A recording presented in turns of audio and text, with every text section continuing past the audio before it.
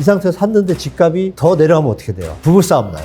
100% 납니다. 굳이 이렇게 사가지고 무슨 부귀영화를 누리겠다고. 자, 금리가 내려갈지 안 내려갈지 모르죠. 근데 내려간다고 해서 다시 이 고평가된 부동산 시장이 다시 올라간다? 이런 위험한 전망 정말 안 하셨으면 좋겠고요. 진짜 뛰면 난 또 못 사는 거 아니냐? 죄송하지만 24년도에 집값 그렇게 미친 듯이 폭등 안 합니다. 왜 안 하냐면 미쳤었습니다. 또 미칠 수는 없거든요. 집값 고민들 많이 하시죠? 집값에 대해서 정확하게 여러분께 알려드리겠습니다. 집값이 알고 싶다. 표영호입니다. 반갑습니다. 자, 계속해서 저와 함께 데이터로 승부를 보는 남자. 요즘 리치고를 한 달에 이용하는 분들이 100만 명이 넘는다고 하니까 점점 더 이용하기 쉬워졌습니다. 우리 김기현 대표님 모셨습니다. 어서 오십시오. 네, 안녕하세요. 그리고 제가 지난번에도 설명을 드렸는데 이분은 정말 정확하기 때문에 네. 아파트 문도 안 열어보고 집값을 다 알아맞춥니다. 한 문도 틀려본 적이 없는. 한 문도 틀려본 적이 없는 한문도 교수님. 네, 안녕하세요. 저희 소개가 별로 마음에 안 드십니까? 어떻습니까? 너무 띄워주셔가지고. 저희가 이렇게 유머로 하니까 이렇게 적응이 안 되죠. 역시 우리 표 대표님이 예전에 스킬이 살아계신 것 같아요. 너무 유쾌하고 좋습니다. 오늘은 시청자분들의 고민이 있는데 이 고민을 통해서 여러분과 한번 대비시켜가면서 영상을 한번 봐주시면 좋을 것 같습니다. 이 영상 보신 후에 여러분의 의견도 댓글로 달아서 이렇게 고민하시는 분들에게 뭔가 자료가 될 수 있었으면 참 좋겠습니다. 선량한 댓글 부탁드리겠습니다. 안녕하세요. 30대 8급 공무원 부부입니다. 아이 2명을 키우고 있고요. 대출 안 끼고 3억 전세 살고 있습니다. 이거 다행이네요. 그죠? 대출 없으니까. 그러니까 내 자본 3억에 대출 6억을 해서 10억이 안 되는 서울 구축 20평대를 아파트를 계약해도 될까요? 이런 질문이 왔는데요. 올해부터는 신생아 특례 DSR 규제도 안 받는다고 해서 이자도 1, 2% 이게 아마 1.6% 정도 될 겁니다. 그게 최저죠. 1.6%. 그렇죠. 그 정도 선에서 대출을 해준다고 하니까 고민 중입니다. 라는 건데, 자, 요거는 약간 그 삼촌 마인드로 저희가 좀 해야 될 것 같아요. 한 분도 삼촌. 네. 한 삼촌. 네, 저는 이분한테 그냥 이렇게 말씀드리고 싶네요. 지금 무리할 때가 아닌 것 같다. 본인의 소득을 좀 챙겨봐야겠다. 왜냐면 이게 8급 공무원이라고 하셨단 말이에요. 8급 공무원이시면 연봉이 뻔하잖아요. 네. 그럼 여기 6억 대출 받으신다 그랬잖아요. 그러니까 영끌이라는 표현을 썼는데 6억이면 신생아론에 만약에 해당되셔가지고 6억을 받으면 아마 2% 받으실 것 같아요. 그럼 2%면은 2, 60이 120만 원, 한 달에 한 100만 원 정도 될 거 아닙니까? 그리고 우리 2023년도 기준으로 대한민국 법원에서 최저 생계비를 도출해 놨어요. 그게 2인 가구는 206만 원이고요. 3인 가구는 268만 원이에요. 최저 생계비가. 그러면 애기들이 있다라면 학원비가 나가니까 더 쓰이겠죠? 그러면 생각해 보시면 8급이잖아요. 그러면 여러분들이 뭐 아시겠지만 연봉 한 7천 정도 되면 실수령액이 제가 계산할 때 468만 원 나와요. 그러면 120만 원 빼면은 368만 원이잖아요. 7천일 때 얘기해요. 그럼 8급 공무원이신데 7천일까요? 아니잖아요. 그러면 5천 잡고 가야겠죠? 대충? 5천 잡으면은 100 정도 빠져요. 그러면 딱 최저 생계비 수준이잖아요. 그러면 여기서 애기들이 있다 그러면은 물론 신생아니까 애기 육아비를 나라에서 지원해주면 돈이 안 들어가겠지만 안 지원해주면 그래도 5, 60 들어가잖아요. 그럼 약간 빵꾸 나는 거죠. 그러면 굳이 이렇게 사가지고 무슨 부귀영화를 누리겠다고 이렇게 하시는 것보다 이 상태에서 샀는데 집값이 더 내려가면 어떻게 돼요? 부부싸움 나요, 이제. 100% 납니다. 근데 내려갔다. 무리 안 하고 샀는데 그럼 그때 가서 사시면 어떻게 돼요? 편안하죠. 중요한 건 이분이 그럼 그때 가서 산다는 생각을 가지고 있으면 이런 생각을 가지신 분들이 대부분이 똑같은 고민을 할 거 아니에요? 그렇죠. 무리해서 다 연끌을 하면 또 잠깐 반짝이겠지만 그럼요. 결국은 지치겠죠? 맞아요. 근데 이분들이 만약에 우리 이런 이 TV나 이런 걸 보시고서 무리할 타임이 아니구나. 파도가 치고 있구나. 좀 기다리자. 그럼 다 같이 앉으면 어떻게 돼요? 조금 다 내려오잖아요. 그럼 편안하게 살 수 있는 가격이 올 수 있는 가능성이 높아지겠죠. 그래서 저는 이분은 좀 심사숙고하시고 조금 오버페이스 하시면은 머리 아프고 매일 저녁마다 가계부 체크하고 이런 것보다는 내가 안 사면 다른 사람도 안 사겠구나. 어떤 이런 스마트한 생각을 한번 가지시는 게 필요한 것이라고 특히 결정적으로 5년 뒤에는 이게 1, 2%는 5년 고정금리지만 5년 뒤에는 변동금리로 적용이 돼요. 지금은 말씀드린 대로 아슬아슬하지만 5년 뒤에 만약에 2%딱 뛰면 바로 박살납니다, 이게.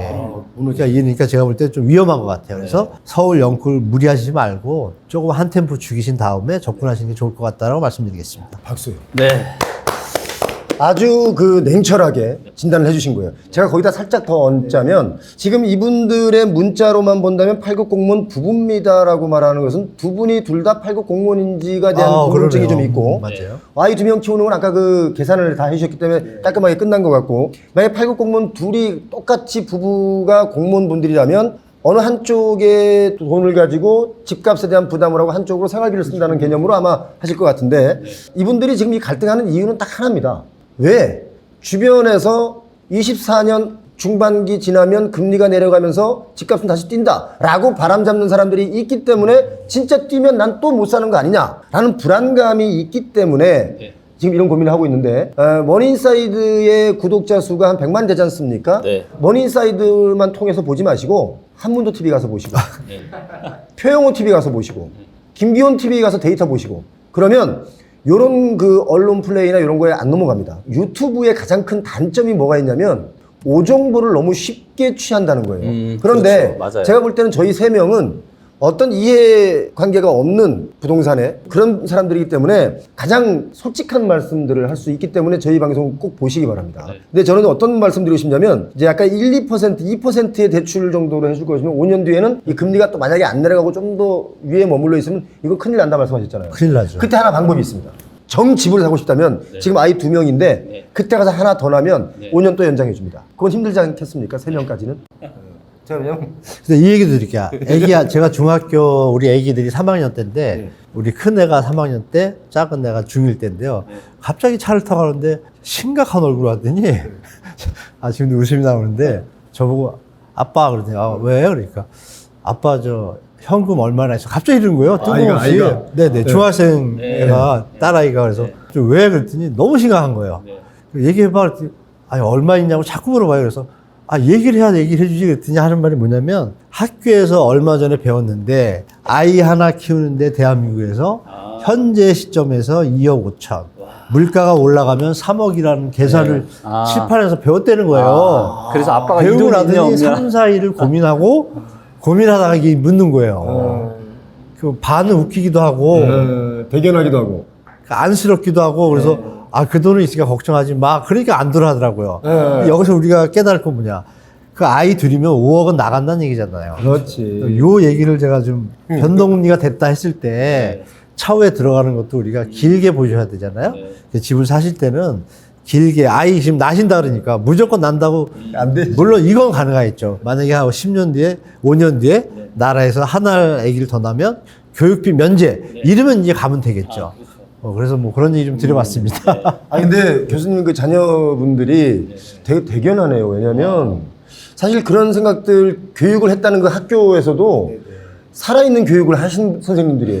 왜냐면 그런 경제 개념 없이 맨날 그 묻고 답하는 사지선다형 문제 찍는 것만 가르치면 그런 질문 안 하거든요. 그래서 제가 생각할 때 뭐 요즘 아이들이 다 그 생각 할 것 같아요. 부모님한테 저한테 3일 고민해서 얘기했다니까 얘기 못하는 친구들도 많을 것 같아요. 그래서 우리 부모님들이 애기들한테 이런 부분은 조금 소통하면 좀 좋을 것 같아요. 고민을 많이 하더라고요. 저는 이 서울 영끌하시려는 이 신혼부부, 젊은 부부, 신혼부부가 아니고 젊은 부부, 공무원 부부분들에게 이 말을 드리고 싶어요. 죄송하지만 24년도에 집값 그렇게 20년, 19년, 21년 뭐 이때처럼 미친 듯이 폭등 안 합니다. 왜 안 하냐면 미쳤었습니다. 또 미칠 수는 없거든요. 그때는 국민 전체가 집값에 대한 최면에 걸렸던 시기라고 저는 봐요. 그때는 표영호 TV도 없었고 한문도 TV도 없었습니다. 지금은 진짜 있다는 거예요. 여러분 저희 거 보라고 저희가 하는 게 아니라 진짜 보시기 바랍니다. 그 시간 동안 집값이 이렇게 횡보, 하락 횡보 이렇게 가는 동안 차라리 이자 물돈으로 저축을 해서 금융 체력을 길러놓으면 교수님 말씀하시고 데이터가 말하는 것처럼 좀 더 좋은 조건에 집을 살 수 있는 시간이 반드시 온다. 지금 6억 대출은 이건 무리다. 무리죠. 어떻게 보세요? 자, 일단 저는 한 두 가지 정도를 말씀을 드리고 싶은데요. 아까 이제 이야기 중에 이렇게 지금 전망하시는 분들이 있잖아요. 아, 금리 이제 내려갈 거야. 그리고 금리가 내려가면은 이자 부담이 줄어드니까 부동산 가격이 올라갈 거야. 라고 전망을 하시는 분들이 있죠. 있죠. 그런 분들이 있어요. 제가 이분들을 제가 팩트 체크 제가 해드릴게요. 에이, 김기현을 뺄 수가 없구나. 나 김기현 빼려고 그랬거든. 어? 아유, 근데 뺄 수가 없네. 정확하게 딱. 다시 들어가나요, 지금? 아니, 네. 야, 괜찮네. 네, 자, 먼저 이제 주택담보대출 금리 데이터를 한번 보도록 하겠습니다. 보시면 보시면 요 빨간색 선 있죠. 네. 요게 주택담보대출 금리예요. 자, 그러면 주택담보대출 금리가 언제 고점을 찍었냐? 2008년 10월 달에 고점 찍었습니다. 금리기 딱 터질 때. 리먼 터졌을 때. 네. 그리고 금리가 잠깐 오를 때도 있었지만 대세적으로 어때요? 계속 내렸죠. 자, 그러면 소위 일부 전문가들이 이야기하는 것처럼 금리 인하는 부동산 시장이 호재고 그로 인해서 부동산 가격이 다시 올라갈 거다라고 전망하는 게 맞아야 되는데 2008년부터 2013년까지는 어떻게 됐죠? 집값이 하락했죠. 집값이 하락했죠. 그때 은마 아파트가 45% 부러져가지고 몇 년 갔다니까요. 자, 보세요. 이때 주택담보대출 금리가 얼마였냐? 8%였어요. 금리가 터지기 전에. 근데 2013년 연말에 얼마냐? 4%가 안 됐습니다. 반토막이 넘게 지금 주택담보대출 금리가 떨어졌음에도 불구하고 집값은 안 올랐다. 집값이 계속 대세하락을 했잖아요. 제가 다시 한번 말씀드립니다. 자, 금리가 내려갈지 안 내려갈지 모르죠. 근데 내려간다고 해서 다시 이 고평가된 부동산 시장이 다시 올라간다? 이거는요, 그냥 수많은 부동산의 가격에 영향을 미치는 수많은 것들 중에 하나 가지고 지금 전망을 하는 거예요. 정말 이런 위험한 전망 정말 안 하셨으면 좋겠고요. 그리고 혹시라도 그런 얘기 들으시더라도 지금 데이터가 다 이야기해주고 있잖아요. 절대로 믿지 마시고. 그래서 금리 하락에 대한 이런 잘못된 인식에 대한 부분들을 제가 팩트체크 한번 해드렸고요. 자, 그 다음에 두 번째로 네. 이 신생아 특례 대출은 저는 기본적으로 너무 좋은 정책이라고 봐요. 맞습니다. 저도 그렇게 봅니다. 2030 세대들한테는. 자, 그런데 이제 뭐가 있냐. 이거를 수학적으로 정확하게 금액 계산을 해보잖아요. 그러면 현재 주택담보대출 금리 대비해서 대략 최대한 3% 정도 혜택이 있어요. 그리고 최대 5억 정도를 대출을 받을 수 있는 거고, 그러면 1년에 최대 한 2천만 원 가까이 혜택을 받습니다. 그럼 5년이면은 1억이에요. 자, 그러면 1억 정도의 이자 절감 효과가 있는 거예요. 자, 그런데 제가 감히 말씀드리건데, 조금만 기다리면은 이 1억보다 더 싸게 살 수 있는 기회가 올 겁니다. 빠르면 올해 가을 연말에도 올 수가 있어요. 그리고 이 특례 정책까지 같이 들어가면은 꼭 먹고 알 먹고를 할 수가 있어요. 근데 지금은 아니다라는 겁니다. 지금은. 그렇기 때문에 너무 좋은 정책이고, 하지만 이 카드를 이런 상반기가 아니라 조금 더 늦게 쓰면 저는 훨씬 더 좋을 것 같다. 이런 말씀을 좀 드려봅니다. 이게 사실 제가 뭐 정책을 비판하고 싶은 마음은 크게 없지만 이게 왜 이런 분들이 이렇게 생각을 해서 빨리 집을 사야 되느냐, 6억의 대출을 받아서라도 사야 되느냐라는 생각을 하는 게 집값이 약간 하향 안정화로 가고 있는데 정책이 다시 부추긴 것도 없지 않아 있습니다. 그럼요. 솔직히. 네. 그리고 제가 얼마 전에 광진구에서 아파트 분양을 하는데 평당 1억 1,565만 원에 분양을 해요.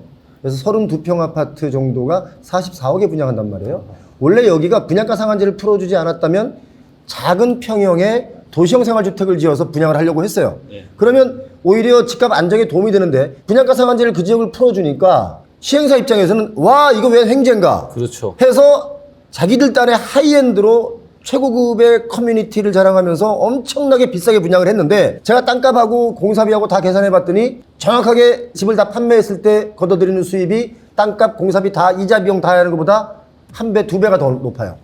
그럼 얼마나 많은 이익을 거기다 주면서 사실 지금 이분들이 6억 대출 받는다는 생각을 하기 전에 규제책이 좀 더 오래 간다면 오히려 대출의 양을 줄일 수 있기 때문에 5억, 6억 대출 받을 돈을 차라리 한 3억만 대출 받고도 살 수 있는 거 아닙니까? 네. 저는 그렇게 해야 된다고 보는데 지금 이분들도 배운 만큼 배운 분들인데 지금 이 고민한다는 얘기는 주변에서 바람 잡는 거, 그다음에 이렇게 규제책이 계속 풀려가면서 집값을 떠받치고 있다는 거. 네. 집값을 물론 폭락하면 나라 경제가 어려우니까 그럴 수 있는데 좀 심하지 않느냐. 저는 개인적으로 집값이 이렇게 돼서는 안 된다라고 생각하는 사람 중에 한 사람이기 때문에 혹시 뭐 제 얘기 뭐 이상이 있는 건 아니죠? 너무 정확하게 말씀 주셔가지고 완벽하게 말씀 주셨고요.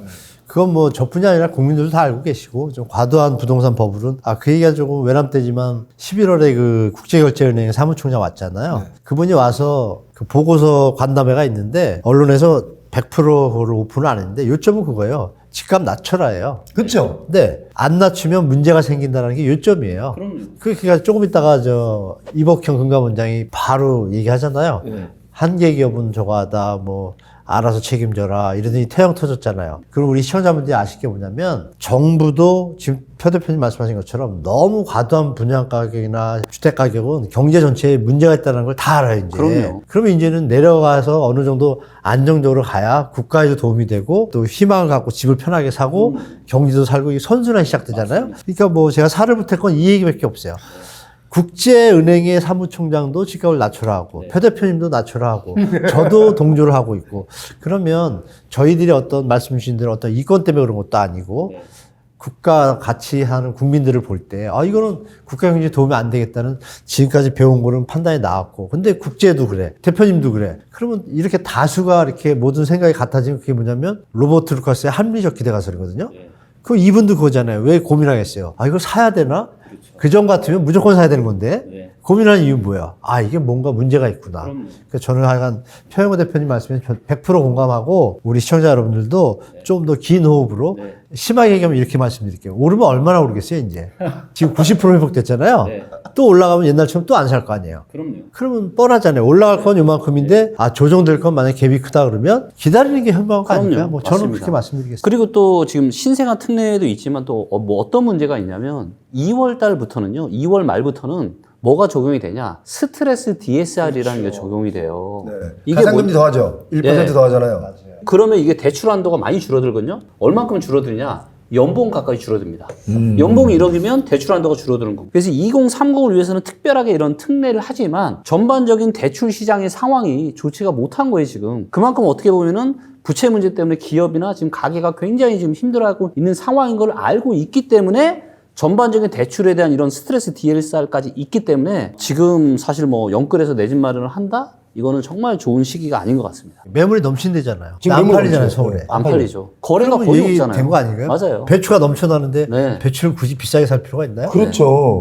조금만 기다리면 땡 처리할 수 있고 뭐 이런 거 아닌가요? 선생님, 김장철에 네네. 배추 넘치잖아요. 맞아요. 안 사고 주워와요.